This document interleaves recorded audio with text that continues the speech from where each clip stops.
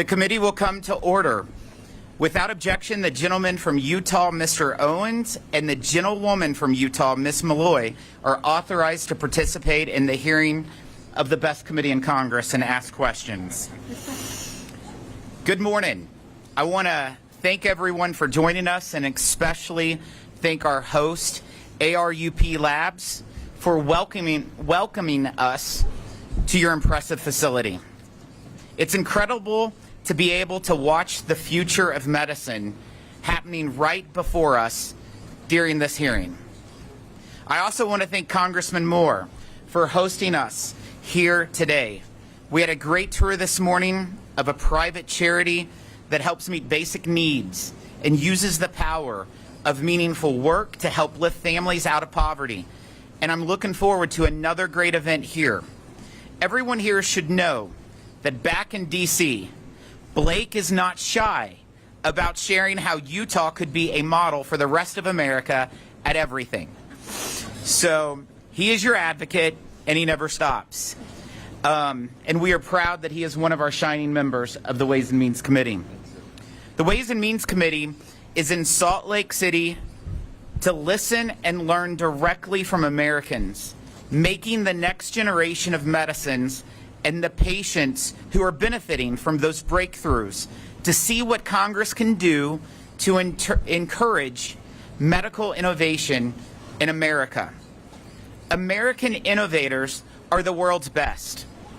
Our researchers, scientists, and doctors discover and develop new tests, treatments, and technologies that have improved the lives of millions.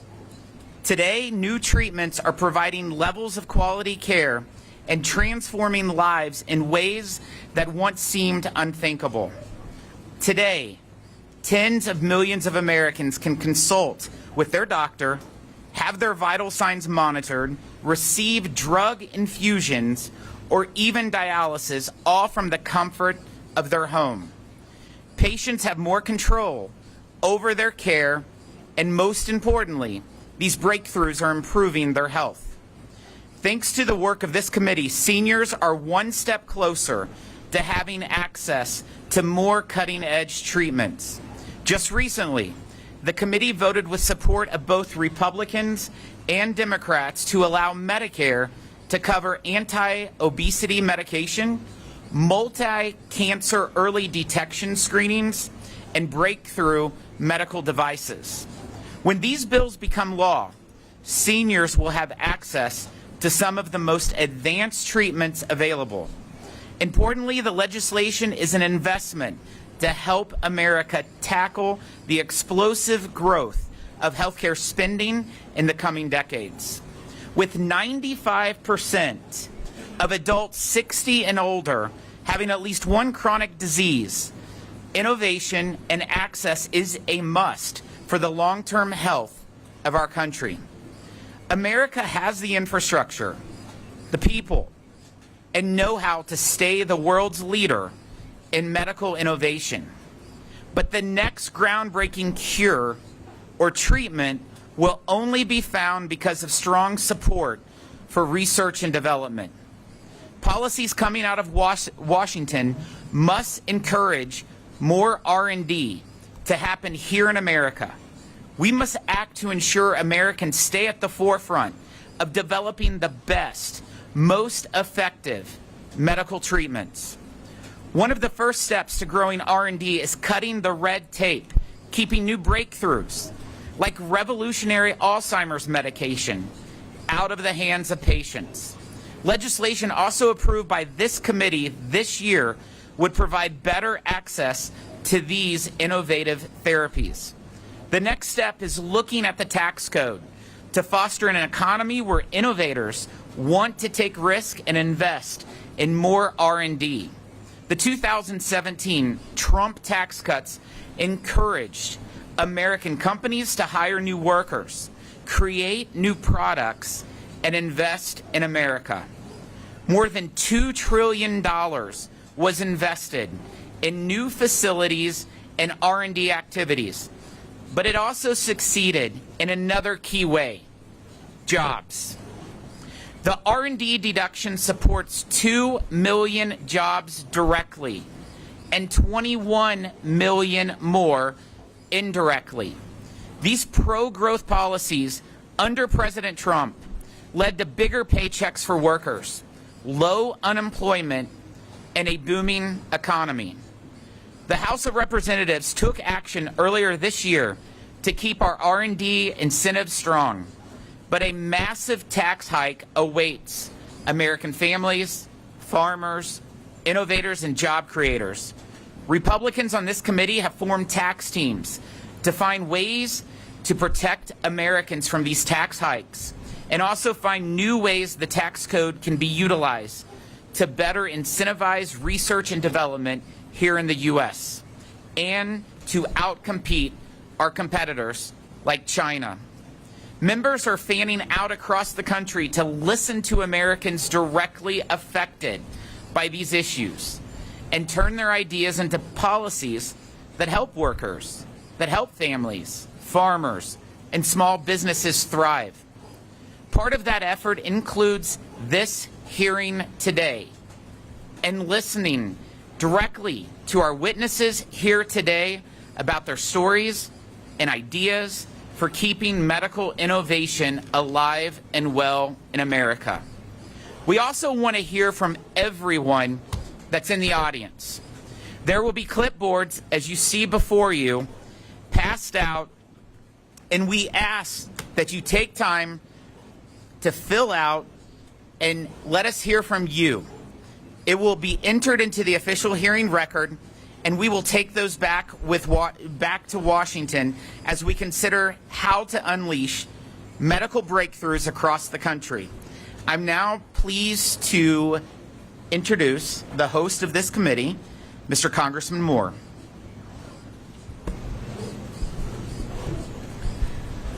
Thank you, Chairman. And before we hear from our witnesses, that will be next, correct? I just wanted to say, echo that welcome to everyone, to my colleagues that are not on this committee, Mr. Owens and Ms. Malloy. Thank you for also being here. A sincere thank you to all the committee staff. We know where this really all gets done to be able to organize and make all this happen. So thank you all for being here, and to our witnesses, I look forward to hearing you in just a moment. But you sense some levity when Chairman Smith joked that I'm not bashful and I probably a little outspoken on the best practices that we see out of Utah. I'm passionate about it. I mean it. And I want our federal government to operate a lot more like some of the things that I've grown up with, and some of the things that I've seen work time and time again. From this morning, where we go out of our way to help those in need, to creating innovation that is not going to stymie our ability to not only lower costs but provide care for those that need it. So again, thank you, Chairman, and thank you all for being here. I yield back. Thank you. Thank you, Blake. I'm pleased to recognize the gentleman from Utah, Mr. Owens. Thank you. Are we ready to do the questions right now? Yes. Okay.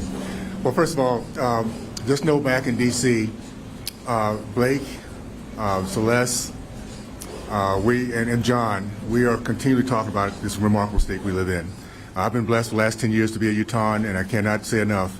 Matter of fact, I warn my colleagues whenever they come to visit, and they'll all tell you this, the warning is, you come out to Utah too often, stay too long, you become a Utahn. So let's keep that up. Let's keep with innovation. Let's keep our service, our collaboration, which you do so well with. And I'm just very, very excited to be part of this panel. Thank you so much for the opportunity, and I look forward to this, the things that will come out of this for sure.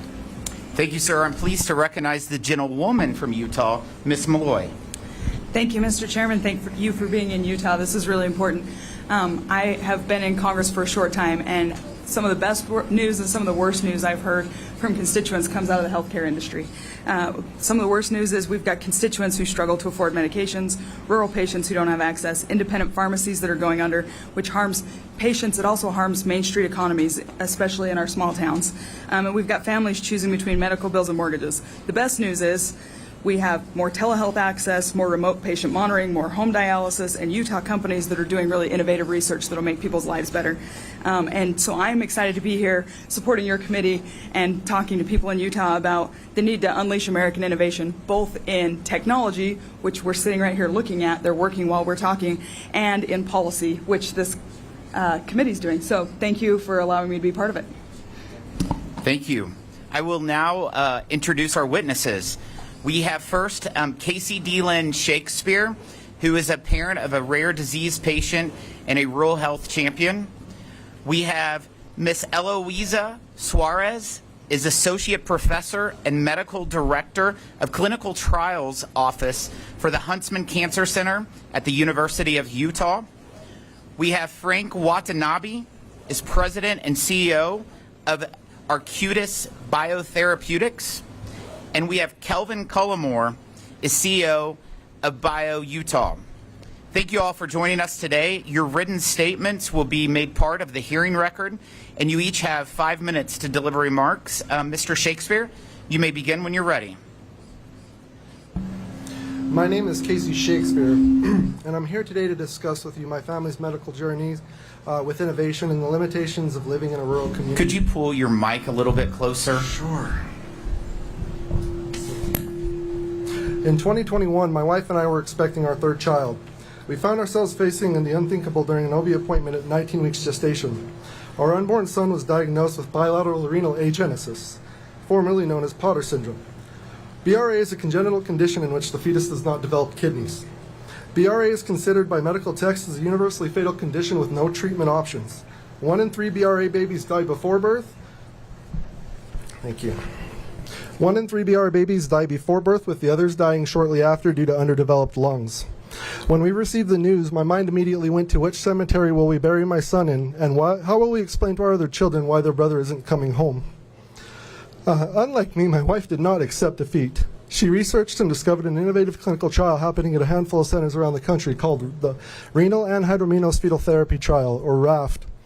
RAFT is an innovative treatment program that involves serial amnio infusions of fluid into the womb with an ultrasound-guided needle.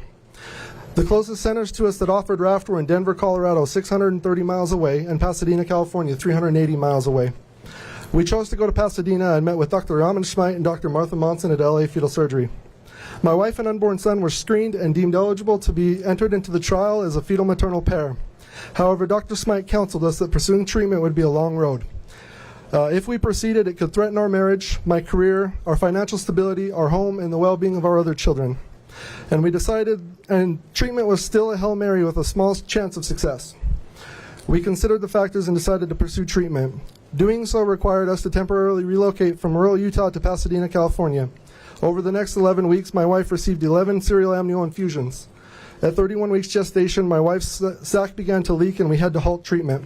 The original medical plan was for my son to be cared for at Children's Hospital Los Angeles, but he was measuring too small to receive a peritoneal catheter for PD dialysis. We found ourselves suddenly forced 360 miles north to Palo Alto, California, just 1 week before my son's birth at Lucille Packard Children's Hospital at Stanford. In late 2021, my son was born with APGAR scores of 8 and 9. The amnio infusions had been successful, but over the next 5.5 months, he would battle for his life daily in the NICU. He was placed on dialysis 2 days after birth with an Aquadex machine which was developed for adults with congestive heart failure, but adapted for neonates to receive dialysis. He went through blood pressure issues that were ultimately resolved with angiotensin II, becoming the first neonate kidney patient at Stanford to ever be treated with this innovative medication. During his NICU stay, he contracted a serious infection, underwent multiple high-risk surgeries, experienced seizures, and overcame it all. At 6 months old, my son was transported via air ambulance to Salt Lake City, Utah, where he was admitted for 2 weeks at Intermountain Health's Primary Children's Hospital. During that time, my wife and I were trained on how to perform all of the necessary functions to care for our son and administer dialysis on a nightly basis at home. He was discharged from the hospital for the first time at 6.5 months old. It has been just over 2 years since my son was discharged, and over that time he has been readmitted 5 times, for stays varying from 3 days to a little over 3 weeks, each stay requiring a live flight from St. George due to the complexity of his condition.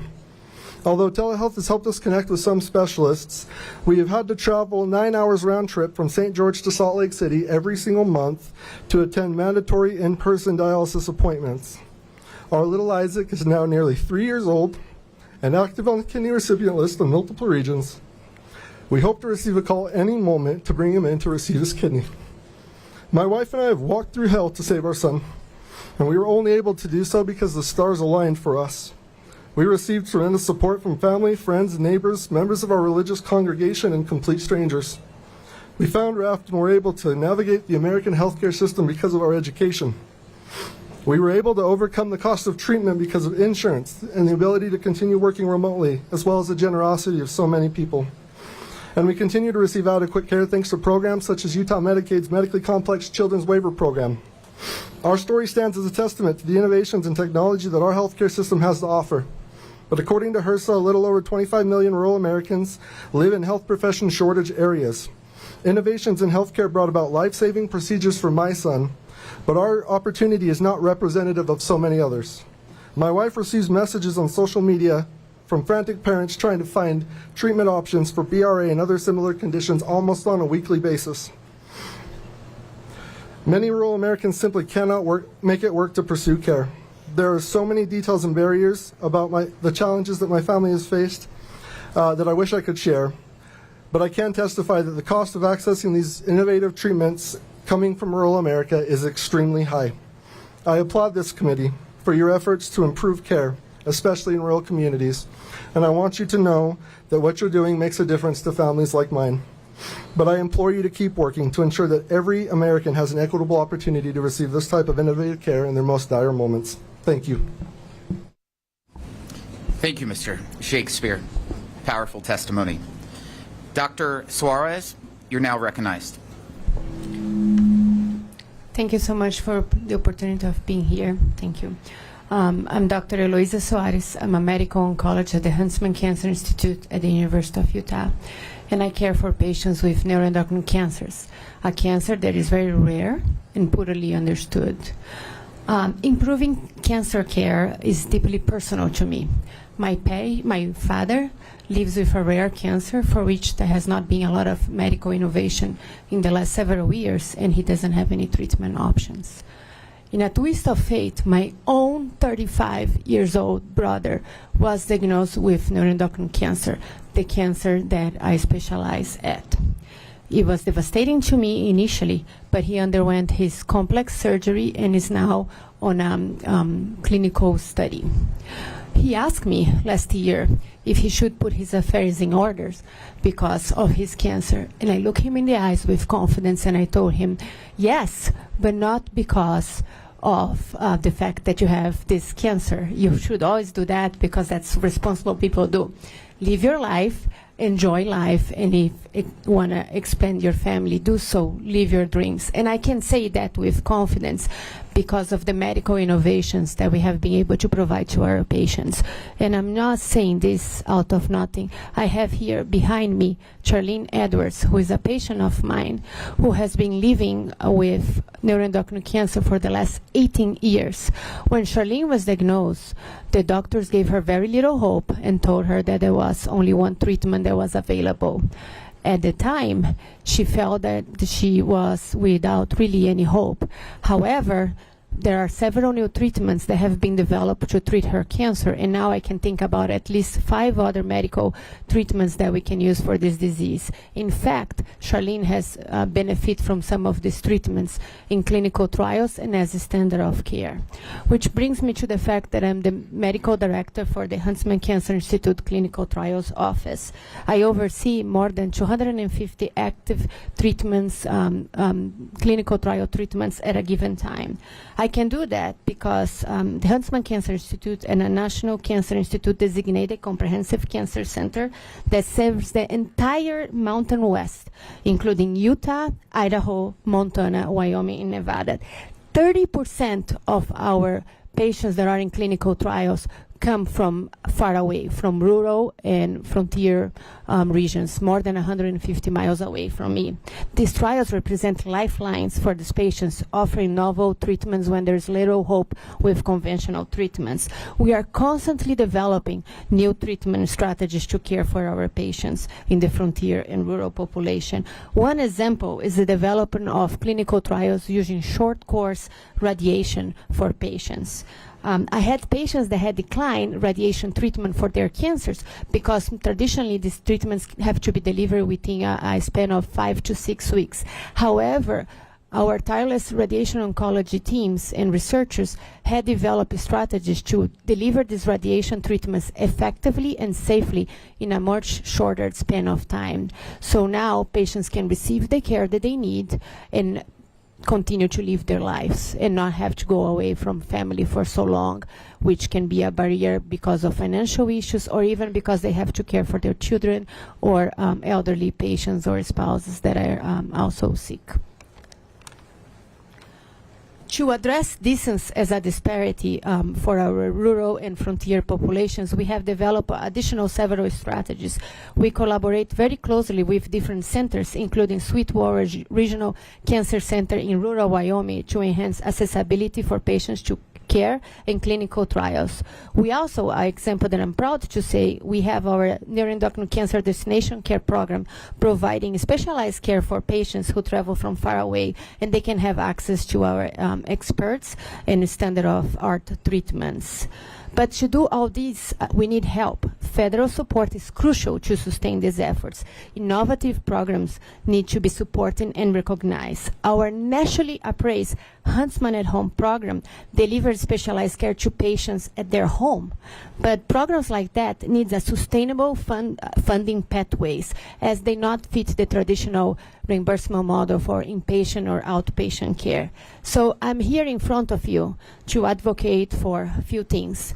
Development of innovative payment methods to support these new care modalities, extending healthcare telehealth services, and refining care models so it can care for the patients receiving advanced therapies such as cell therapy or theranostics, which is the use of radioligand therapies in these patients, and I can monitor them from distance, leveraging technology and novel strategies. And also asking to leveraging AI and data science to advance cancer care. There's a need for federal support to enhance the infrastructure of data management and sharing across healthcare systems. Medical innovation is the cornerstone of our progress for cancer care. Innovations had allowed me to conduct telehealth visits, coordinate local care with patients at home, administrate treatments remotely, and significantly enhance symptom management and the quality of life of our patients in our community. Another day, Charlene reminded me that Huntsman Cancer Institute is located at Circle of Hope Drive.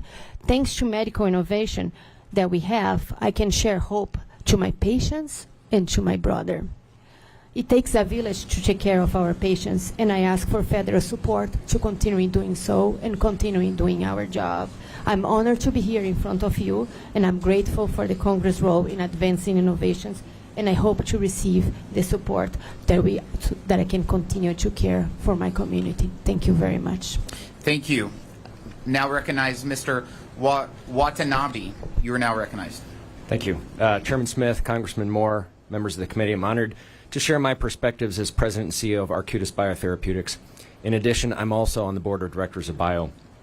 Arcutis was founded in 2016 to develop novel treatments for dermatologic diseases. The FDA approved our first product in July of 2022 and has granted us 2 additional approvals since, in fact, the third one this week. We've grown from 3 employees in 2016 to nearly 350 today, with operations in all 50 states and employees in 39 states, including an office near here in Park City, Utah. Turning to the broader U.S. biopharmaceutical sector, our industry plays a vital role in improving public health in the U.S. and around the world. Our innovations transform patient care, improve outcomes, and give hope. Roughly a third of the increase in Americans' life expectancy over the last quarter century can be directly attributed to biopharmaceutical innovations. For example, the American Cancer Society estimates that cancer death rates in the United States have declined by 1/3 since 1991, preventing 3.8 million deaths, and much of that is due to better cancer treatments. Biopharma also contributes to our economy, employing more than 2 million people in more than 127,000 firms across the country, and we constitute somewhere between 5 and 7% of U.S. GDP. We also contribute directly and indirectly to U.S. national security. It's my fervent belief that promoting our sector should be a cornerstone of our government's policy agenda. Although we are the undisputed global leader in biopharma, that leadership cannot be taken for granted. Today, we face threats from both overt policy choices and long-term neglect. We've seen what can happen in other critical industries like semiconductors when neglect or misguided policies causes the U.S. to lose our leadership position. Biotech companies are committed to championing broad access to transformative therapies. Policies that focus all of the scrutiny on biopharmaceutical innovators ignore the real barriers that affect Americans' access to innovative treatments. A significant factor in the high and ever-increasing cost of innovative therapies in the United States is the growing power of middlemen, who in most cases pocket more than half of what is paid for treatments. For example, my company only realizes about 40 cents every dollar that's paid for our treatment, with the remainder going to intermediaries. In particular, concentration in the PBM sector gives these firms immense power to influence prices, control access to treatment, and deny coverage, and the growing trend of PBMs merging with other intermediaries only increases their power. This vertical integration also gives intermediaries significant power over physicians' ability to select treatments for their patients, with utilization management criteria like prior authorizations and step edits substantially restricting doctors' ability to tailor treatments for their patients. Congress should urgently move forward with PBM reforms, and the Lower Cost, More Transparency Act is an important step forward. Another major barrier to Americans' access to innovative therapies is patient out-of-pocket costs, which insurers and PBMs continue to increase through higher patient copays, expanded high-deductible plans, and increased use of patient coinsurance. Congress should pass the bipartisan Help Insure Lower Patients' Copays Act to reduce patient out-of-pocket burdens. The IRA is already negatively impacting drug development. Fortunately, there are two bipartisan bills that could help. First, the Orphan Cures Act would fix the IRA's disincentive around rare disease drug development. And second, the EPIC Act would fix the so-called pill penalty that favors biologics. Both biologics and small molecules are critical to treating patients. Our R&D investments should flow to the best science that can have the greatest impact, and these two bipartisan bills would help make that possible. Intellectual property protections are the foundation of our industry, but currently are under threat both at home and abroad. I implore Congress and this committee to fervently defend IP rights against those threats. U.S. small and mid-sized biotech companies, or SMEs for short, account for 3/4 of the global drug pipeline, and roughly 1/3 of all new drugs approved by the FDA since 2009 were developed by smaller biotechs. Congress should prioritize fostering investments in SME biotechs. My written comments contain details on specific policies, and I'd be happy to answer more questions on specific ideas if you'd like later. Investing in domestic biomanufacturing, strengthening our local workforce, and ensuring critical cutting-edge clinical studies are conducted in the United States should be a core tenet of our government's agenda. Finally, the interconnected bioscience ecosystem is not confined just to biopharmaceuticals. Promoting biopharmaceutical innovation can also strengthen the broader U.S. biotechnology ecosystem, where innovators are applying biotechnology to food security, sustainability, and climate change. Thank you for your time. Thank you. Mr. Culiimere, you are now recognized. Thank you, Chairman Smith and distinguished members of the committee. Thank you for the opportunity to participate in today's hearing. I'm also grateful to Representative Blake Moore, a Utah member of the committee, as well as Representatives Celeste Malloy and Burgess Owens, members of the Utah delegation, for engaging in these important discussions. My name is Kelvin Culiimere. I'm the President and CEO of BioUtah, the trade association for the state's life sciences industry. BioUtah is the common voice for the industry, consisting of medical device development and manufacturing, diagnostics, biotechnology, and biopharmaceuticals. In addition to my position at BioUtah, I have personal experience in the industry as a medical device entrepreneur. I co-founded Dynatronics, a Utah-based manufacturer of physical therapy products. I've also served for 13 years as the first mayor of Cottonwood Heights, a Salt Lake City suburb. So I'm very sincere when I say thank you for your service. We're immensely proud of what we are building here. We've organized an on-site innovation showcase with nearly 20 Utah life sciences companies exhibiting their contributions to healthcare innovation. We encourage you to pay them a visit if you haven't already. Despite the 100-degree temperature today, you may know that Utah has the greatest snow on Earth. But you may not know that over the past decade, Utah has been the third fastest growing bioinnovation hub in the nation. One of the first COVID-19 tests to receive FDA emergency use authorization was developed here in Utah, as was the saliva-based test for COVID-19. Utah companies are also creating life-saving solutions for stroke, advances in genetic-based cancer diagnostics, drug discovery for MS, Alzheimer's, and other neurodegenerative diseases, treatment for Parkinson's disease, regenerative cell-based therapies that alleviate pain and restore function in patients with degenerative diseases of the spine, improved heart valve replacements, cutting-edge diagnostics for chronic kidney disease, brain-computer interface technology that would make Elon Musk jealous, an AI-enabled drug discovery, and more are all part of Utah life sciences world. I've seen firsthand the challenges faced by our industry, and more specifically how government's laws and regulations can promote or impede innovation. In Utah, we are very fortunate to have a state government that supports our industry. However, no matter how favorable the state's innovation landscape, misguided federal policies can erode any home team advantage. To that end, we offer a number of policy considerations. First, we urge enactment of the Ensuring Patient Access to Critical Breakthrough Products of 2023 to provide provisional Medicare coverage for FDA-authorized breakthrough medical technologies. Such a policy would accelerate patient access to innovative treatments. Photopharmix, a Utah company working on phototherapy to treat Parkinson's disease, received that designation from the FDA, opening the door for early coverage under the prior Medicare Coverage for Innovation Technology, or MCET, final rule. But when this policy was reversed by the current administration, the resulting uncertainty caused investors to pull back, delaying efforts to bring this product breakthrough technology to market and depriving Medicare patients of this important therapy. We applaud the committee for marking up this legislation last week with strong bipartisan support. We also want to thank the committee for agreeing to fix a drafting error that inadvertently omitted diagnostics from the marked up bill. We thank our representatives Moore, Malloy, and Owens for supporting the bill. We have great hope this legislation will better serve patients by breathing new life into this expedited coverage concept. Secondly, robust R&D is essential to creating solutions to serious medical conditions. However, policies like the Inflation Reduction Act or changes to R&D expensing under the Tax Cuts and Jobs Act can put brakes on the R&D momentum. We urge Congress to establish a pro-innovation tax structure, including full and immediate expensing of R&D costs, bonus depreciation for equipment, and other pro-innovation provisions as proposed in the Tax Relief for American Families and Workers Act of 2024. Utah supports this House-passed bipartisan tax bill, which favorably addresses these policies. Furthermore, tax policies related to capital gains and net operating losses should be carefully crafted to attract investment in life sciences innovation. Finally, the Federal Trade Commission and the Department of Justice have overreached in restricting merger and acquisition activity.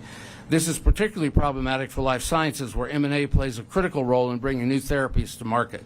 That process is like a relay race, where M&A allows companies to pass the baton and leverage complementary expertise, which would otherwise be too costly or duplicative. More details on these and other policy considerations can be found in my written testimony. To sum up, Utah has a thriving, patient-centered life science ecosystem fueled by entrepreneurship, a passion to innovate, and a unique culture of collaboration. Federal policies can either empower or undermine these strengths. Creating a sound tax structure, ensuring timely Medicare coverage of breakthrough products, and taking a reasoned approach to M&A, Congress can help unleash the full potential of life sciences innovation in Utah and beyond, and spark the next generation of technologies, treatments, and cures that will change patients' lives. I thank the committee for taking the time to come to Utah, and I welcome any questions you may have. I want to thank each and every one of you for your testimony, and we'll now move to questions and answers.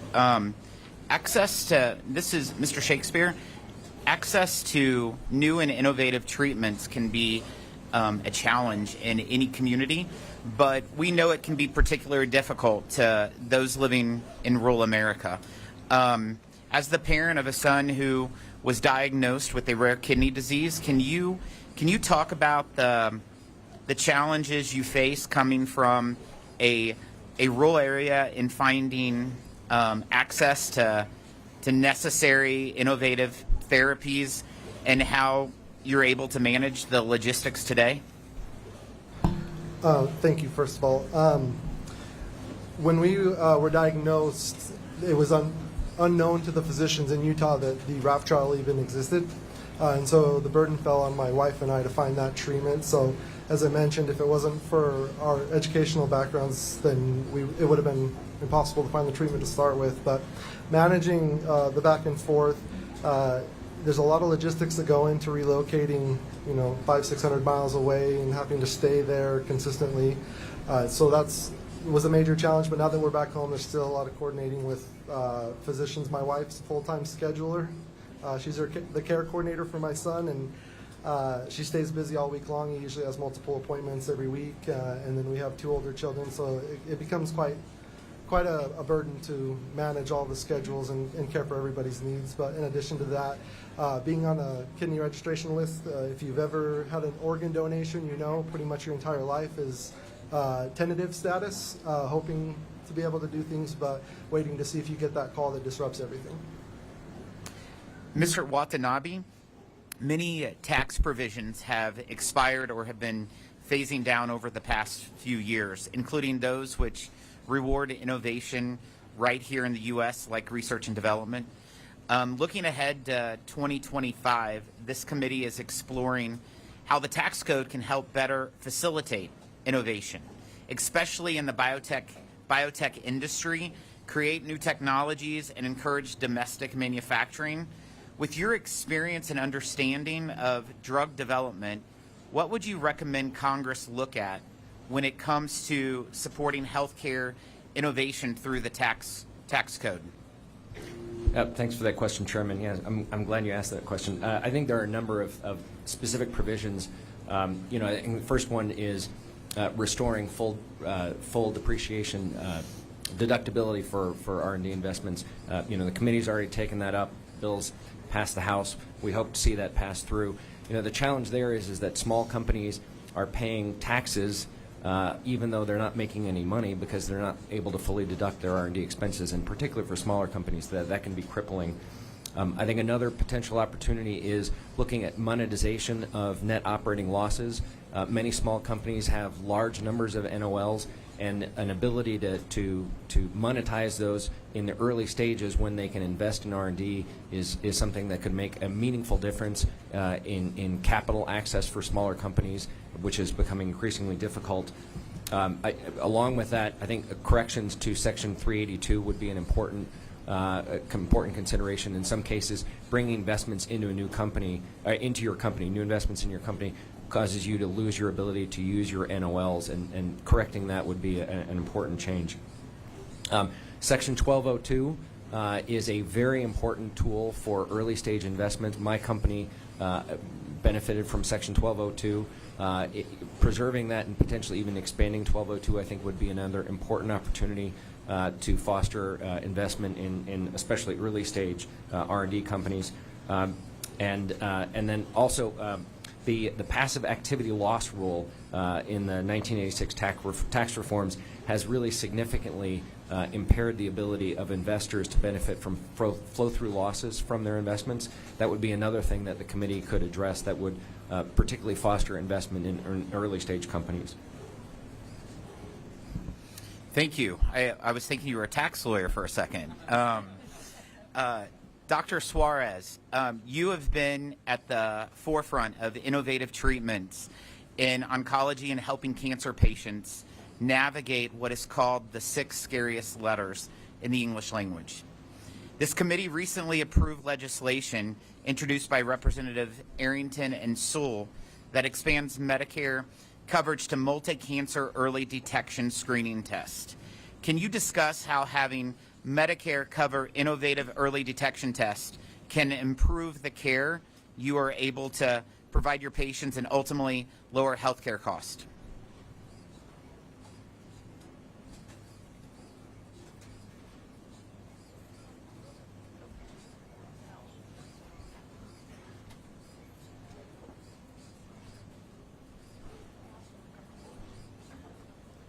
We'll pause for 1 second. We're just going to get the mics working again. Is all of them not working? Your time is still running, Chairman. Okay, my mic's working. Yeah, mine's back. Oh, yes, now it's back. Thank you for the question. I think novel ways to monitor cancer when it's already diagnosed or detect are key. I think it's important to have their validation. I can share with you that now there are tests that are available that I can use that are blood tests that I can monitor the tumor cells that are potentially present after patients receive treatment, and that has been fundamental to potentially help in decreasing the need for patients to come to the cancer center. I can alternate between doing CAT scans to monitor recurrence versus this blood tests. So that has been fundamental to keep patients on surveillance, on monitoring, and then also decreasing the cost of doing scans and visits if I can do that with blood.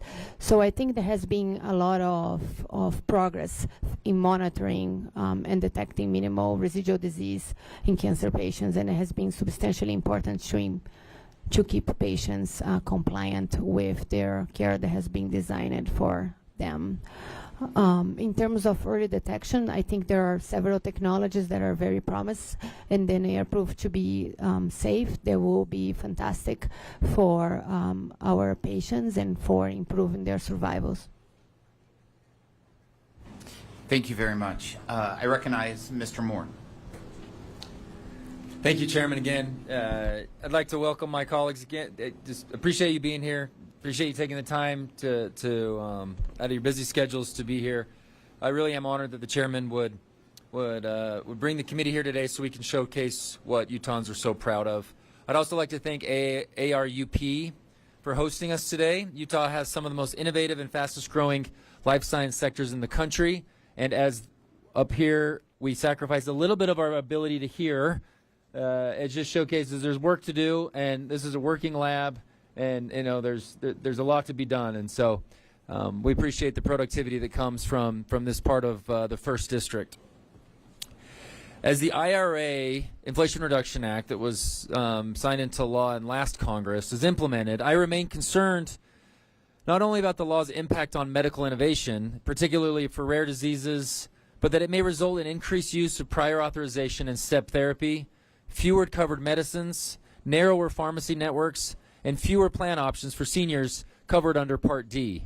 A lot of times these pieces of legislation get branded as, a way to lower costs and this and that, but the reality of what takes place during this is going to limit all of the important aspects to providing care and getting that care to individuals at a lower cost, but at the same time identifying cures and promoting that type of innovation. There was bipartisan interest in reforming the Medicare Part D benefit for several years prior to the passage of IRA, so I urge members of this committee in particularly to work together towards improving the Part D program for seniors. So just wanted to mention that because I think it's so important to all the companies and the things that are working on this area. I'm not going to rehash the fact that tax is going to be important next year. Mr. Watanabe, you've already identified so much of that. I would ask Mr. Culiimere, and again, Frank, please share. Could you speak to net operating losses? You introduced it a little bit. Just like the specifics of how it can be beneficial to a company, how they would use it, with some specific examples about some of these tax implications that you've already introduced. Mr. Culiimere? I feel inadequate to answer that sitting next to what looked like a tax attorney, but let me take a shot at it. The NOL monetization concept is very important for early stage companies because as they build up losses, as they're doing research, they're building up these losses, but capital becomes so critical to their success. And so the ability to monetize those either through a device of being able to market those, like a tax credit could be marketed, or to be able to utilize those like an earned income tax credit on a personal tax return, things of that nature. That generates capital that further advances the work. Now, we recognize there's a cost associated with that, but there are abilities to get returns on those kinds of investments. Someone asked me, how would you pay for something like that? The IRA, when it was passed, it supposedly generated a lot of savings, they say. Most of those savings are being redirected in other government programs. If even a fractional portion of that were redirected to this, it would fully cover any kind of costs associated with that. Thank you. Anything to add, Frank? Yeah, I would say maybe just in terms of putting it into operational practice, our company has been in existence since 2016. We've generated something like $1 billion in losses trying to get our first product to market before we generated a single dollar of revenue. You can't use your NOLs until you're profitable. I would hope that maybe sometimes the next 5 years I'll be profitable, right? But that's a long time to be sitting in that hole. Our ability to sell our NOLs to another company and bring that money in to invest into R&D immediately would make a huge difference for us and for earlier stage companies. And it's not really a cost to the government, it's just a shifting of when those NOLs are used, because I have a right to use them eventually. It's just a matter of, can I use that money today to invest in research and development versus waiting another 5 years or so until I start generating profits and can start to exploit my NOLs. Excellent. Thank you for those specific examples. Dr. Suarez, as I wrap up, there's so much that Huntsman Cancer Institute does for this community. It doesn't exist without strong private sector involvement in donations and philanthropy. And just thank you for being here. This is what makes this area thrive so much. But just briefly, as you embrace AI and other types of technologies, what barriers exist for you all that you can't necessarily find those new next generation innovative technologies that will help you find those cures? Yeah, thank you so much for this question. And I'm very proud of living in Utah and being at the Huntsman Cancer Institute. As you said, you come here and this place is amazing and you just stay. There's a need for AI to be able to have data sharing integration and management. In management, there's a lot of different electronic medical records that are very separate and spread. The AI technology can leverage that. We can integrate this data. We can share them in the proper ways, and that will lead to so much more innovation. So I think working on ways that we can safely integrate AI and share data will be imperative for us to continue to advance, and also use that to identify the patients that will benefit from new treatment options. Thank you. Thank you for your indulgence, Chairman. Thank you. Mr. Owens. Thank you again, Chairman Smith, and for coming to this beautiful Salt Lake City and for this important field hearing today. I'm so proud to sit next to my good friend Blake Moore, who's been a fierce champion for Utah's unique ecosystem, one that has helped our nation to thrive, our state to thrive. Today's hearing is highlighting medical innovation. Here in the state is the fast-growing state in the union since 2010 and a national innovator in other fields of education, workforce, transportation, IT, and aerospace. I'm so proud to see so many Utahns as witnesses today, and I'm eager to share our story as a model for the rest of the country. Mr. Culiimere, what has made Utah so successful in developing in its life sciences industry, and what lessons can we take from the entrepreneurial culture here? Thank you, Representative Owens. As you are aware, Utah is a great state for doing business. We've been recognized nationally as the #1 state for doing business, the best state to open a business. The entrepreneurial spirit here goes back to the pioneer heritage that founded this state. And that heritage has carried on today. We have many large companies that operate in the state of Utah, but many of them are here because they acquired technology that was developed here in Utah. We have a phenomenal academic system here with our universities who generate great technology. We also have a great workforce here. And we have the ability to generate great ideas because of the existing critical mass of companies that are here, that spin off from other companies. You can trace many of the companies back to other companies that were here, people who have spun off from them. And so we're very fortunate to have a very high growth industry in the life sciences here. Most people are unaware of that. We have we're the #3 in the nation in density of employment in life sciences, behind only Massachusetts and New Jersey. So we are recognized as a life science hub, and that kind of success begets additional success. Thank you. You talked a little earlier, you might want to elaborate any more on the Utah's ability to track funding since the passage of the Inflation Reduction Act in terms of shutting off opportunities for future generic competition? Well, the Inflation Reduction Act, I don't think we've seen the full impact of that yet. I think as the specifics come forward and we see the impact that can have, it's going to have an even greater chilling effect on research and development in the therapeutics field.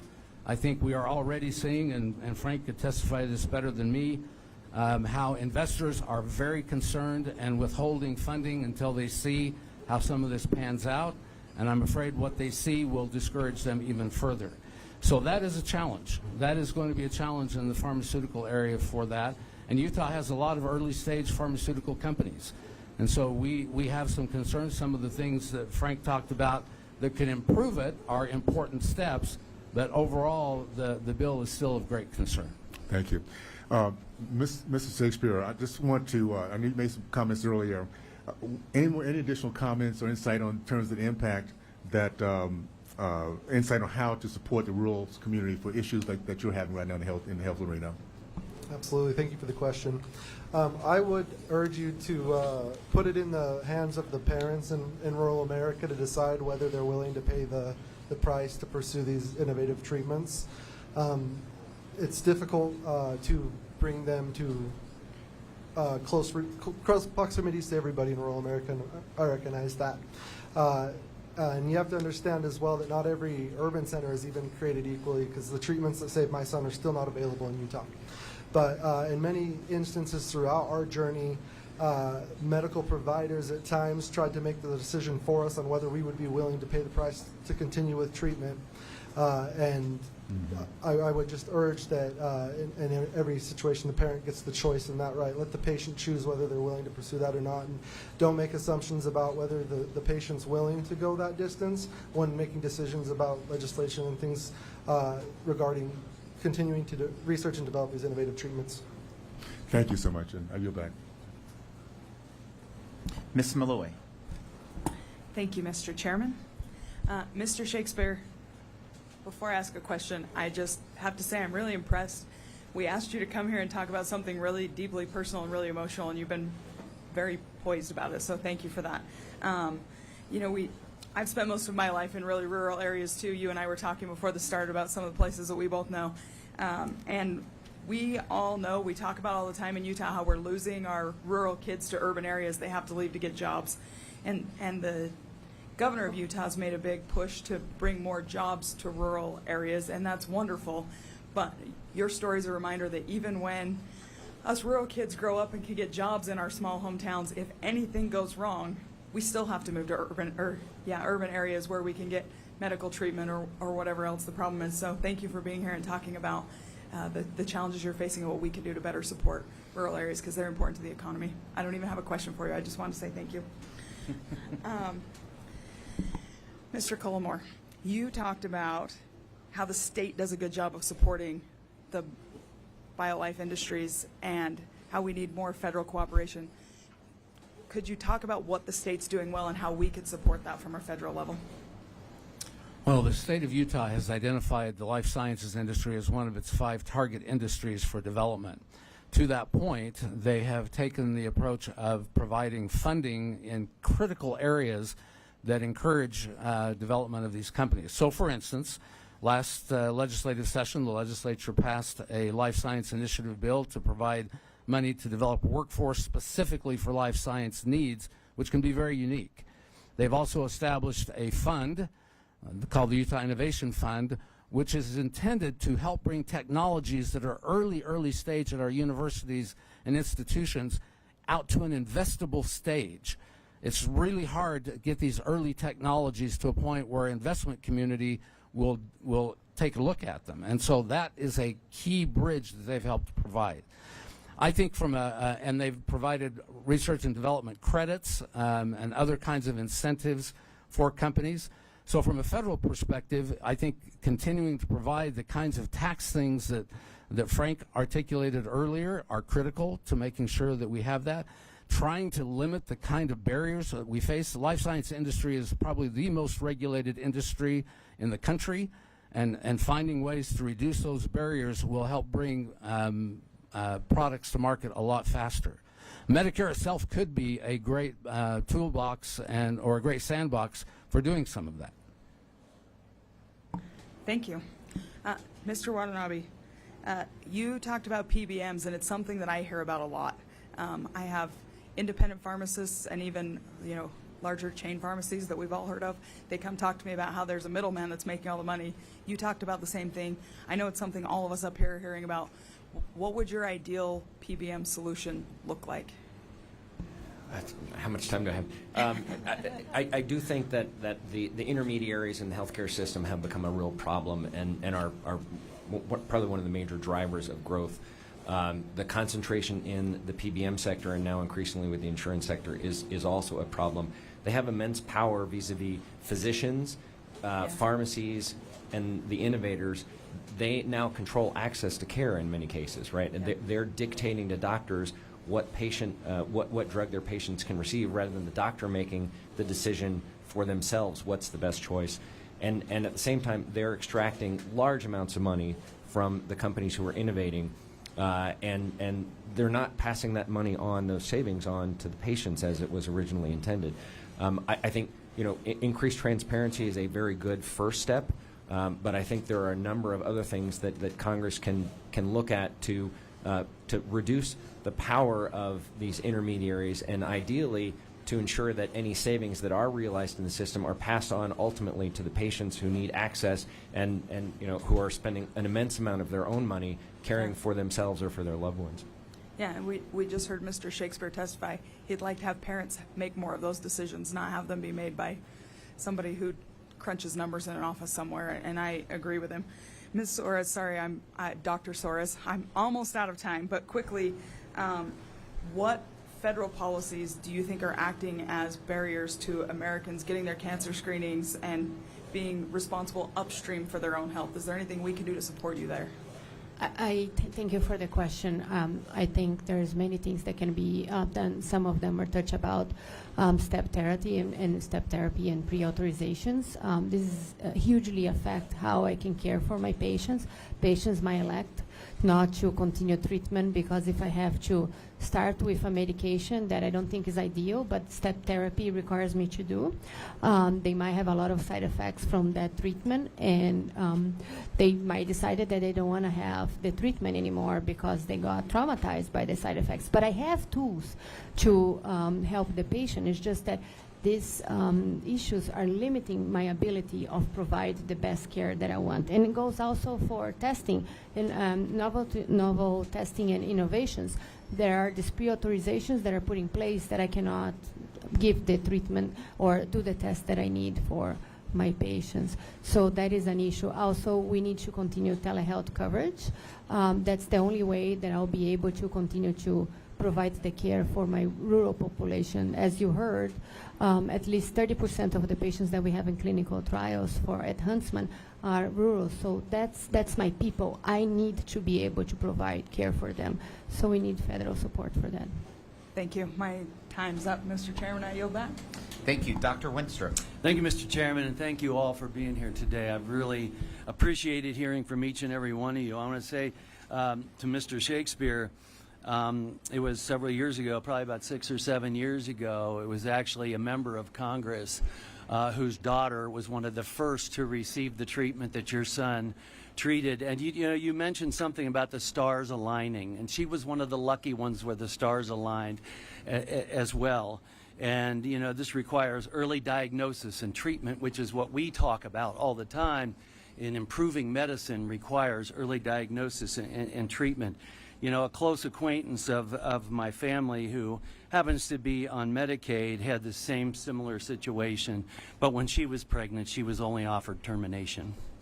And that's a sad day in America. Dr. Suarez, you talked about home health and things like that. We're working on that, home health, hospital at home, and I do want to talk, and I'll ask you something later about the delays that you brought up, the delays in care that are offered. Mr. Culiimere, you hit on a few things. You talked about MSIT being repealed by the Biden administration. which held up then new innovations getting to market. The Biden administration promised they'd come out with a new form of it. They did not. And so we have our bill, which you mentioned, and I appreciate that. So you guys are hitting on all cylinders today as far as I think this committee is concerned. You know, I'm co-chair of our Doctors Caucus, and, you know, really one of the themes that we're trying to promote in Washington, too often when you bring up health care, everyone starts talking about Medicare, Medicaid, Affordable Care Act, Blue Cross Blue Shield. They're not talking about the health of patients. And that's the problem. And our goal should be to make America the healthiest nation on the planet and work towards that. Besides, that's where the real return on investment is. Prevention, cures, all of these things that we're talking about today.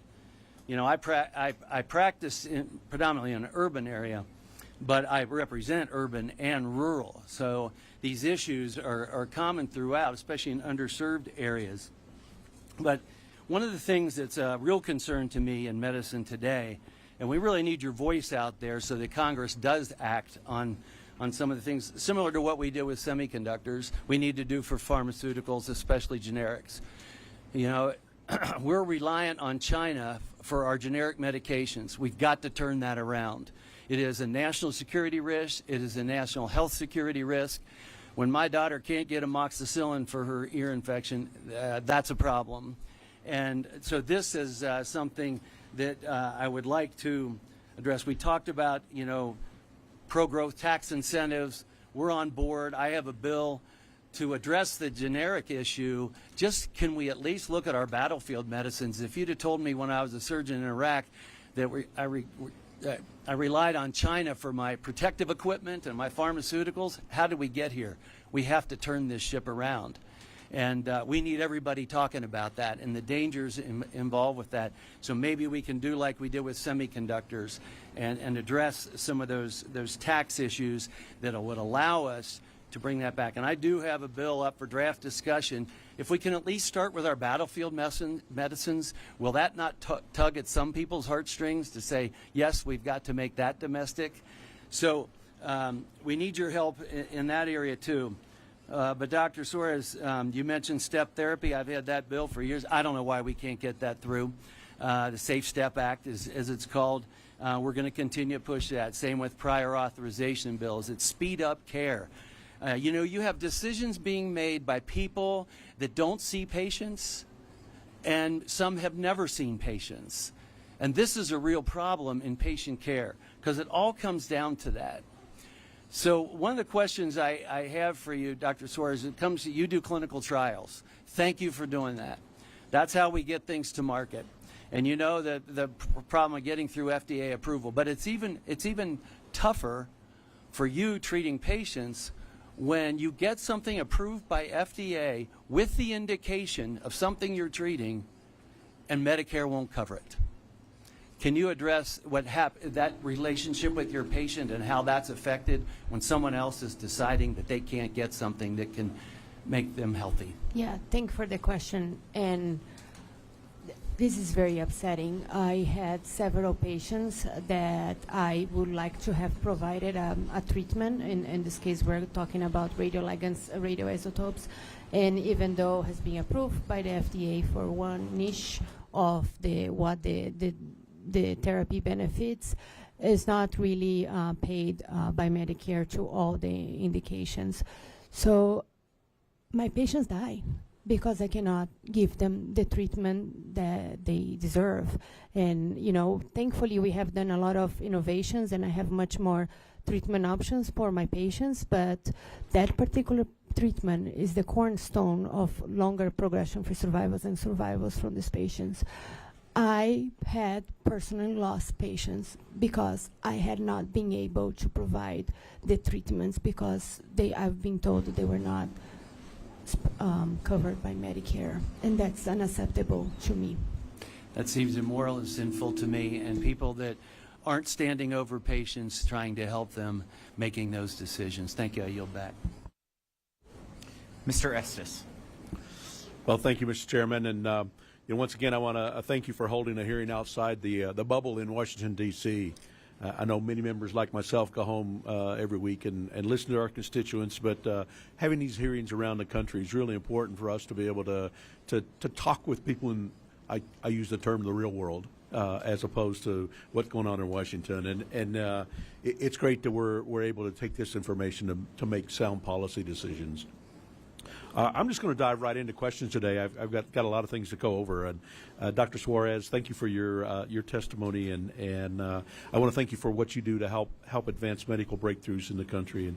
And cancer's impacted most of us, if not personally, then a family member or a close friend. And there have been so many innovations in the field of cancer treatment. Can you talk a little bit about why it's important for the United States to remain the leader in medical innovation? Thank you for the question. We are extremely successful in medical innovation. There's so many pathways that it's so important for us to continue to be the leading. It's important for our patients, for our communities, for our economy. The amount of economy revenue that's generated from research in many aspects is also huge.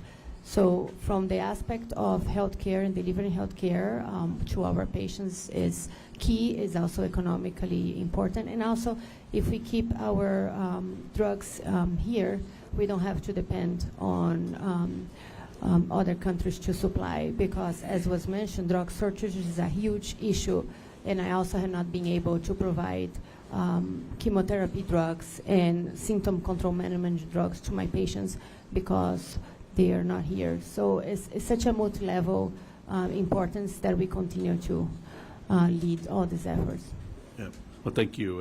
And Mr. Watanabe, you've heard, and I know you talked about it. Our chairman talked about it, how important our research and development is, and the issues there, and just how important that is for medical R&D to help save lives. I've been a fierce advocate of making sure that the tax code encourages U.S.-based research and development. And how does, you talked about it a little bit, but you want to talk some more about how the tax code helps, does impact the R&D that gets developed, and what other points we need to do in Congress to help make sure that and encourage innovation in the U.S.?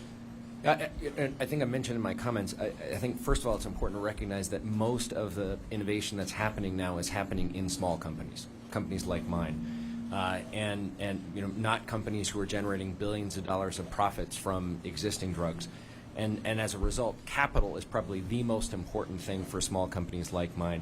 It's very expensive to develop drugs. I mentioned my company spent almost $1 billion getting our first product to market with no revenue.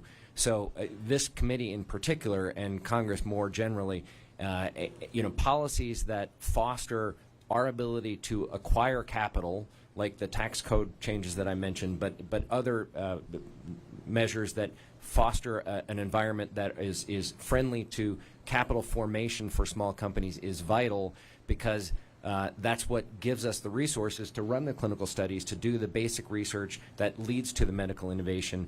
And then I think the other aspect that Mr. Culiimere touched on is M&A. Most drugs are developed, new drugs are developed by small companies, but they aren't marketed by small companies. Typically, the company is bought or the drug is bought by a large company, and that M&A activity is critical to then getting the medication to patients. And some of the steps by the FTC in particular against mergers and acquisitions is really actually going to inhibit R&D and the ability for us to deliver new drugs to patients. Thank you for those comments. I mean, a lot of times in my conversations, a lot of folks have said, well, research and development only helps big companies, but it's really the small ones that are so much more greatly affected through that. It's critical that we keep innovation here in the U.S., but it's also critical that we make sure health care is affordable. My home state of Kansas, there's a lot of rural Kansans, as we've talked about today, and we need telehealth to help make sure we have better outcomes.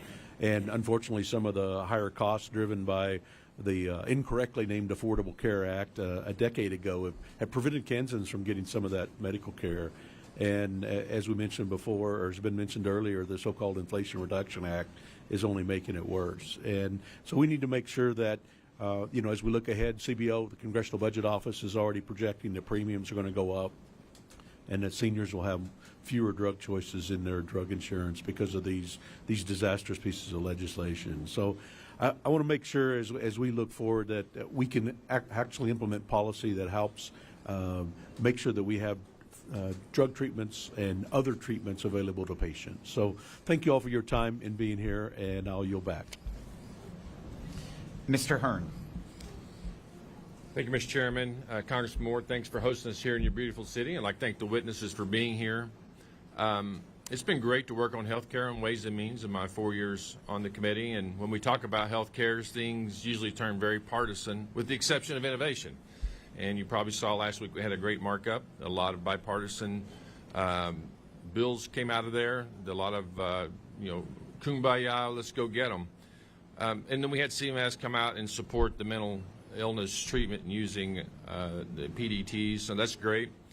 And while I wish everything could be as positive as last week, it's sad that it's what we're dealing with is stifled innovation and a decrease in patient access due to the Inflation Reduction Act, a bill that had 0 Republicans on it. And one consequence of the IRA that I'm extremely concerned with is the harm it's going to do to research of rare diseases treatments, as we've been talking about. I know on a personal level how having a rare disease can affect an individual and their family.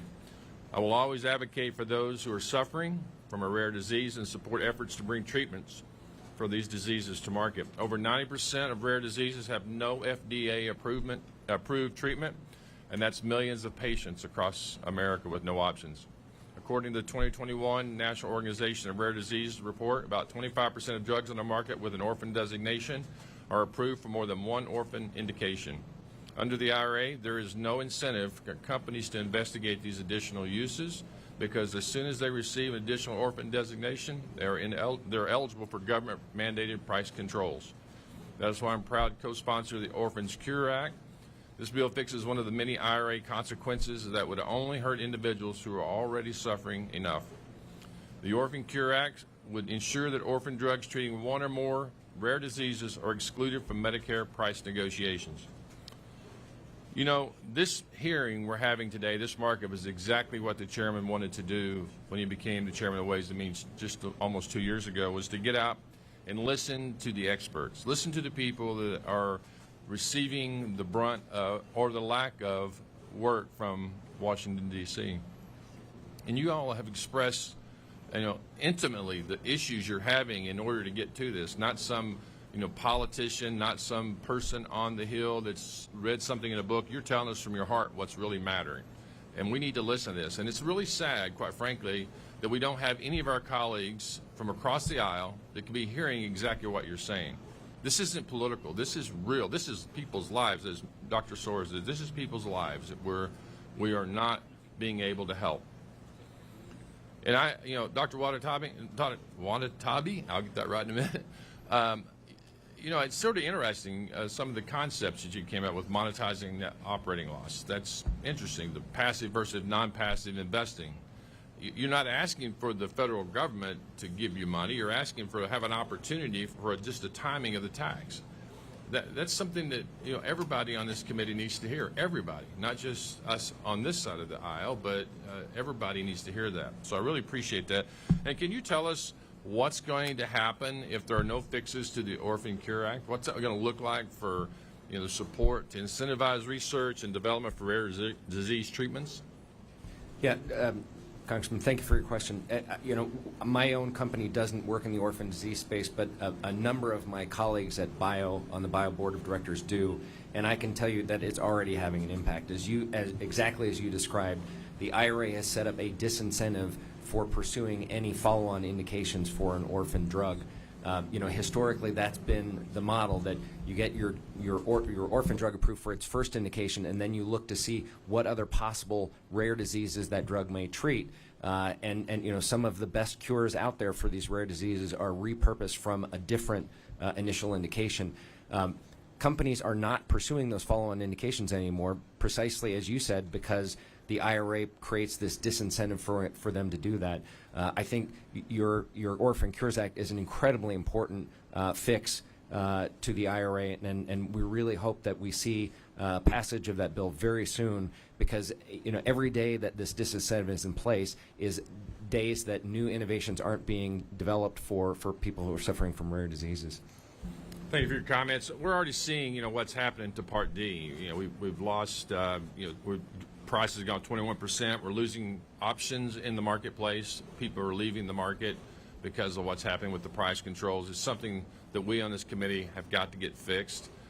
It's disastrous for our seniors, and just because somebody says it's great, the results of the actions are showing something completely different. So again, we thank you all so much for your expert testimony, and again, we need to have all of our colleagues out here, and I want to thank the chairman once again for having these field hearings on all the different topics we've had this year related to the American people. Thank you. I yield back.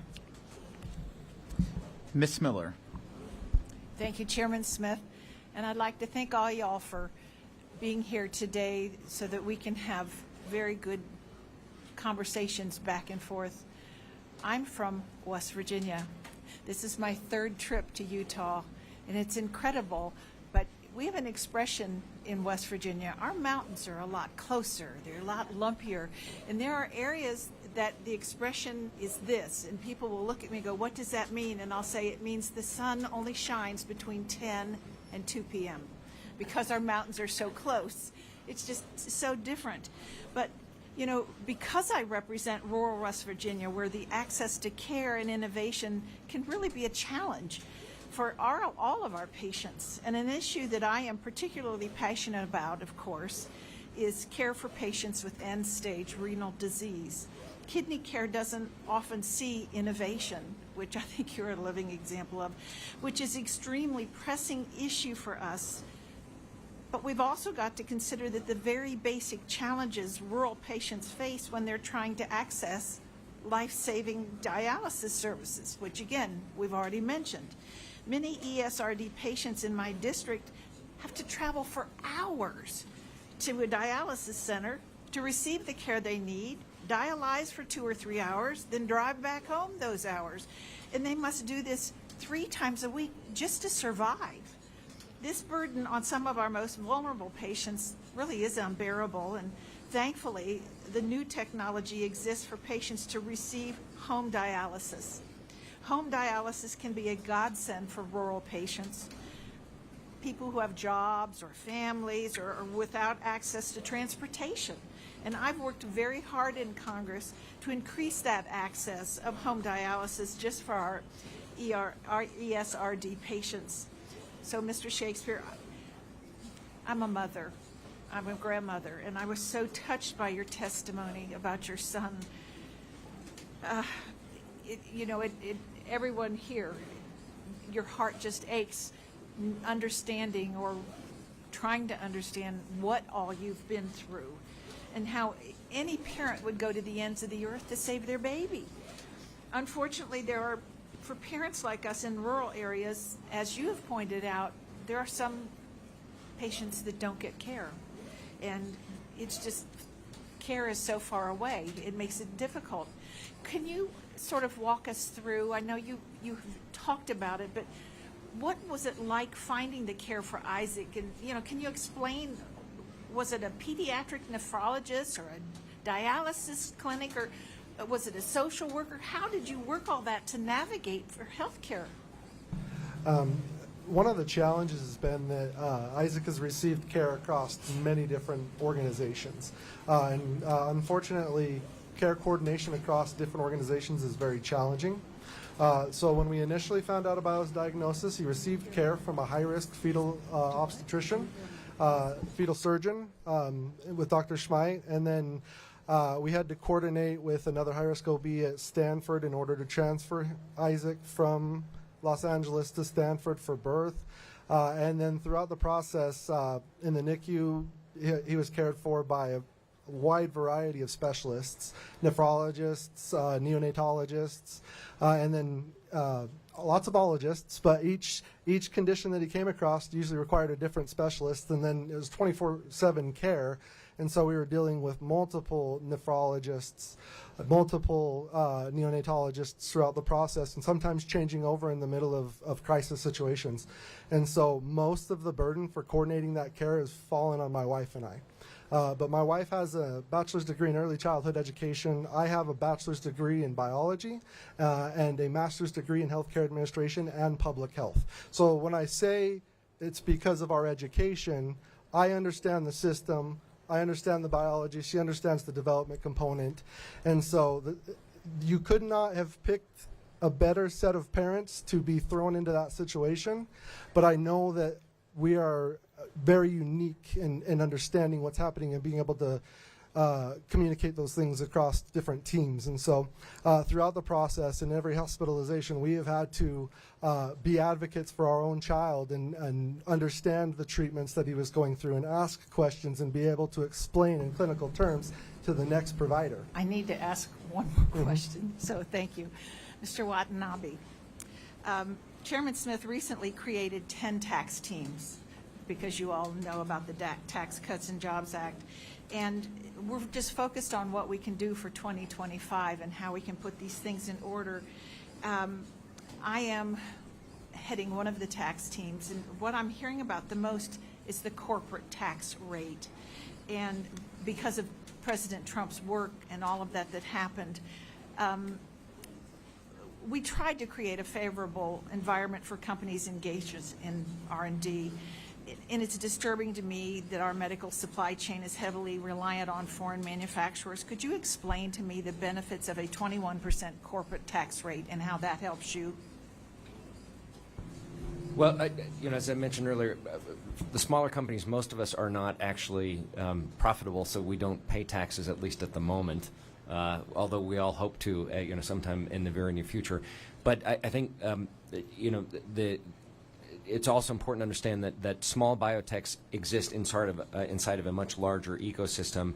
And I mentioned earlier, for example, the importance of M&A to finish development and to bring patients the therapies to patients. So I think that any change that fosters the overall the health of the overall biotechnology sector in America, like the corporate tax code, will have a very positive effect on R&D. And I certainly don't want to suggest that large pharmaceutical companies, I was an employee at Eli Lilly and at Amgen in the past, they invest immense amounts of money in research and development, and to the extent that they have to pay higher tax bills, all of those dollars are dollars that they will not then spend on R&D and develop additional therapies. Thank you so much. I apologize. I yield back my time. Ms. Steele. Thank you, Mr. Chairman, having this hearing here in Utah. When Congressman Blakemore said that it's over 100 degrees, I couldn't believe, because I came here only to skiing, so I always thought that you have much cooler weather. But thank you, witnesses, coming out here, because when we hear from you that, we know which direction that we have to move. A lot of times we try to introduce the bills, and sometimes those bills actually create more loopholes, and then it's not really helping. So thank you very much for coming out today. And telehealth, that I'm so much into telehealth, that has, especially California during the COVID, that we were totally shut down for a few years. So telehealth has been a vital lifeline for patients living in urban, suburban, and rural areas across the country. And last June, Ways and Means took a proactive step in passing the Telehealth Expansion Act, which would allow 32+ million Americans with health savings accounts to have a permanent access to telehealth and remote care services without first having to meet their deductible. This legislation must pass before that it's going to be expired by end of this year. And thank you, Mr. Shakespeare, that you sharing your personal story. And it's really sad that what you have to go through. Of course, you have happy times too, but when baby comes, usually you have to be really happy. Actually, my grandson just born 2 months ago, 9 pounds preemie, so he was in NICU for 8 days, and I remember that, those 8 days that, I hope that he's going to come out healthy. Fortunately, he is healthy, but what you are going through, I cannot really imagine. But, could you explain just a little more about, because since I know that you are chair of the Utah Telehealth Advisory Board, at the same time that actually telehealth helped connect with the specialty care providers for your son. So could you tell us that how important it is that, how we have to move forward with this? Absolutely. So understand that when we have to travel to Salt Lake City for an appointment, it's not only 9 hours of our time, but it's the cost of gas to travel up here. It's the cost of lodging. Typically, we have to stay overnight somewhere. It's the cost of food. And I do want to acknowledge our insurance programs and Medicaid do assist us with this. But when you look at raising gas prices, inflation for the cost of food and for lodging, those rates that were reimbursed don't change when those prices go up. And so those exacerbated prices make the problem worse for us personally. But being able to access telehealth from home just gives us a component of being able to keep a consistent schedule, reduce cost, and really protect our son, because taking him out into public is dangerous until he's got a higher immune system. So it's been huge to be able to get in quicker as well. Oftentimes, if we're scheduling an appointment, sometimes it's a month out, but telehealth we can get in that week. So it makes a significant difference in a number of ways for us to be able to access that. Thank you. And my another concern here is I'm concerned that under current Biden policies, seniors are seeing fewer Part D plans, increased premiums, and fewer drug options. I also believe this hearing must address the CCP manipulation on American companies. Economic diversification is an important tool to halt our current dependency on the CCP on our health scan supply chain. I introduced the Medical Supply Chain Resilience Act, which would allow USTR to establish trusted trade partners to diversify medical devices and pharmaceuticals. This framework can help eliminate barrier to trade, expand supplier networks, and allow for the investment in domestic manufacturing. So I want to ask Mr. Watanabe and Mr. Culiimere, as CEOs, can you share your perspectives on the greater issues on sourcing products in China instead of in the United States or with trusted allies? And what does the future hold if we don't change that course? So I guess I'll start. Yeah, this is a major issue I think that we need to address as a country, and I think it's even more acute than some of the issues that Dr. Wenstrup mentioned. For example, it's not just generic drugs that we rely on. In fact, most of the drugs that we take in this country are being manufactured with chemicals, starting chemicals that are coming from China. China manufactures the majority of the starting chemicals. China has our entire biopharmaceutical industry by a stranglehold. I think one of the challenges has been is that as margins have been squeezed by pharma companies through IRA and through PBMs and through a whole variety of things, we're always looking for ways to reduce costs. And unfortunately, China typically is the cheapest place to buy supplies. It's the cheapest place to run clinical studies. It's the cheapest place to manufacture your product. And so companies looking at their bottom lines are shifting overseas. We as a company have chosen not to rely on China for any purpose. One, because as a former CIA and former naval intelligence officer, I think we're in the middle of a Cold War with China. But secondly, we saw in the pandemic, if we rely on overseas sources, particularly overseas sources from a country that is not terribly friendly to us, and something like the pandemic happens, we can't rely on those sources anymore. And it would be far worse if the countries our two countries were to actually come into conflict. So I fully support the Biosecures Act and the broader push by Congress to build resiliency in the U.S. biopharmaceutical sector. You know what, my time is up, Mr. Chairman, so is that okay? So, Mr. Culiimere. Well, just briefly, the pandemic shined a bright light on this problem, and many companies have recognized that and are trying to disentangle as much as they can from those kinds of sources in their supply chain. That said, it's very important, I think, that we be judicious in how we approach it, because sometimes major tariffs or things of that nature can have an immediate effect on U.S. companies that is very negative. And so I think while the concept of bringing and reshoring is important, it needs to be done in a way that doesn't create short-term harm that is very significant. Thank you, Mr. Chairman. I yield back. Thank you, Mr. Feenstra. Thank you, Chairman Smith, for having this today. And I also want to give a special shout out to my good friend, Representative Moore. Thank you for having this in your district. It's truly impressive what you're doing here. It really is remarkable. And I thank each one of you for your witness and testimony. You think about where the U.S. stands. I mean, in the last couple of years, last decade, we have, for the most part, been number one in the world in innovation when it comes to health care. And we're losing that. We're losing that grip on what we can do. And it just seems like through IRA that we want to go back to that European-style government price control, the quick solution to try to bend this curve, which is a false narrative.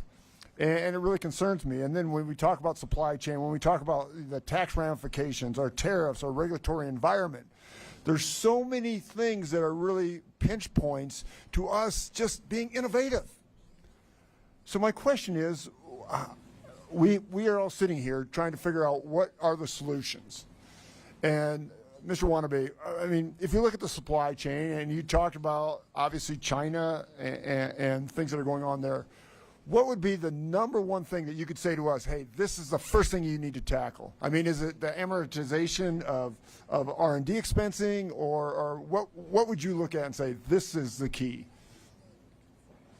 I think probably the single most important thing that Congress can do to maintain our leadership in biopharmaceutical innovation is to address access and reimbursement issues in this country. Because if we don't fix the currently broken reimbursement system in this country, there isn't going to be any money for future innovations. Boom. Thank you. Exactly. Reimbursement. I'm glad you said that, and that has been really talked about today. Dr. Suarez, you've also mentioned in your testimony that because of the IRA, that a lot of cures are going to be gone. I mean, you talk about biologics, you talk about orphan drugs, all these other things that, in essence, sort of are going to be on the sunset or go away because of what's happening. Can you address that? And what is any type of solution? You know, do we have to roll back this, or how do we fight against this? Yeah, there are treatments that will go away, and there are treatments that have already gone away, and I have not been able to offer to my patients. I think continuing federal funds and reforms to allow them to keep, that we can be able to incentivize the companies to still have them, that will be key. Is very disheartening when we have treatments that are effective and for reasons that are not in the physicians in the healthcare control, we cannot offer to them. I cannot speak necessarily of a given policy. That's not what I'm expert on, but I can tell you for a fact that some of the treatments that have been going away and I have not been able to offer to my patients with rare cancers. Yeah. I want to pivot, Dr. Suarez. You and I are sort of kindred spirits on talking about rural health care. Yes. And the rural access points. I've done my research in maternal care. You've done it in obviously in cancer areas. Can you talk and give this group here solutions to the deserts that are out there in healthcare? I mean, what do you see? I mean, I've done my research and say, all right, this is X, Y, and Z. But for you, what do you see as the opportunity for us? Yes, thank you for the question. That's actually one of my tasks, is to provide care and clinical trials to our patients. And then there's several steps. Obviously, access to telehealth is key. And then providers that have multi-license, so they can even go outside of their states and provide the care. Access to being able to get the labs done locally, so I can monitor that for the patients, and that can be also coordinating continuous support of patient navigations that can be reimbursed and help with all this navigation of rural care. Really integration of the EMR systems that it can talk, and AI can help with that. And regulations that allow us to send the drugs to the rural patients, because right now there's a lot of regulation that shipping outside even state lines or far can be very complex and expensive. Yep. Like we have multiple meetings at the Huntsman Cancer Institute to brainstorm how we are going to give and take and deliver cutting-edge therapies to other patients at their homes. I can monitor them, but there is regulations that are needed to be in place for me to be able to actually get in an affordable way the drugs to the patients in their homes. Yep. And I will be forever thankful for help with that. No, thank you, Dr. Suarez. Thank you for those comments, and I will be working on those issues and try to help in those areas. Thank you very much. I yield back. Ms. Malliotakis. Thank you, Mr. Chairman. I'm pleased to be here in Salt Lake City for the first time, and I want to thank our witnesses for sharing their expertise and their personal experiences on the topic of healthcare innovation and access. Under the Biden administration, we have seen significant barriers for Medicare beneficiaries' access to innovative technologies and bringing new drugs to the market. It can take up to 5 years after FDA approval for medical devices to get Medicare coverage. Innovative treatments see that same lag time. Further, the Democrats have made their intentions clear to oppose the pro-growth tax policies from the 2017 Trump tax cuts that have created a more competitive tax code. They've created millions of jobs. They've helped encourage and sustain innovation in the United States by giving businesses the tools to grow, conduct research and development, and reinvest back into their companies and employees and their communities. But even more concerning is the implementation of the so-called Inflation Reduction Act and the harmful impacts the Medicare drug price negotiations program will have on premiums and the development of critical life-saving drugs. Mr. Chairman, I would like to submit for the record a study by Milliman titled Expected Impact of Inflation Reduction Act Medicare Drug Price Negotiation Program on Medicare Part D beneficiary out-of-pocket costs. Without objection. According to the study, the IRA's government price setting scheme will cause Medicare beneficiaries' annual out-of-pocket costs to jump by $70 or 12% for those who utilize these negotiated drugs under Part D in 2026. Low-income beneficiaries' out-of-pocket costs will increase by a staggering 27%. And on top of the rise in premiums, the Congressional Budget Office's conservative estimates say that 13 fewer drugs will come to the market over the next 30 years, with outside experts projecting the number be around 135 new cures. I'll start with Mr. Watanabe. Thank you for your mention of the impact that this will have on especially the orphan drugs, and I am also proud to be a co-sponsor of the Orphan Cures Act. The President said recently that the Democrats, quote, finally beat Medicare, unquote.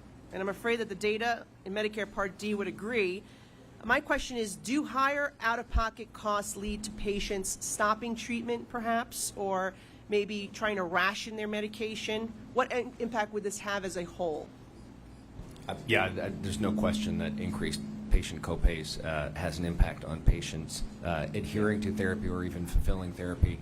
I think it's well known in the biopharmaceutical industry that any time a patient is paying more than about $35 out of pocket, the rate at which the patient refuses to accept the medication at the pharmacy counter goes up.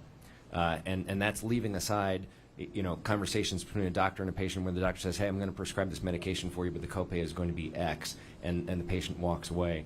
And this, unfortunately, is occurring across both commercial and Medicare plans where there's constant increase in cost shifting to the patients, which is unfortunately impacting the standard of care. And I see all your fellow witnesses nodding their heads that they're in agreement that this is a concern. I want to also talk about manufacturing and R&D. I recently introduced the Bipartisan Supply Chain Security and Growth Act, which will onshore critical supply chains in pharmaceuticals, in medical devices, and other manufacturing back to the United States by providing credits to companies who choose onshoring their manufacturing. Mr. Culiimere, can you speak to the importance of these types of incentives as we work to onshore these particular drug production and in particular reduce our reliance on foreign nations, communist China, which we unfortunately rely on far too much for APIs and other pharmaceuticals? Thank you for the question. It's really important to understand that the reason people have gone to China and other places is because it's cheaper.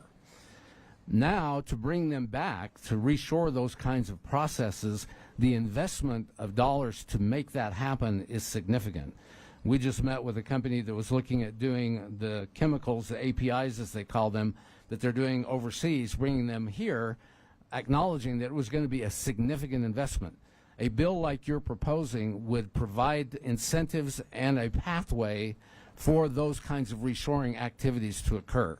Because the biggest problem is not just the lower costs, it's the investment that it requires to reshore and do all of those kinds of things. So you're right on track with that. Well, thank you very much. I appreciate that. And you know, we see shortages, about 250 different drug shortages, things like antibiotics and chemotherapies. We need to onshore this stuff. If COVID taught us anything, it is that we cannot rely on countries, particularly a communist country like China, for this. And so we as a committee are working very closely to try to address this issue, and hopefully we'll be able to do it in the near future.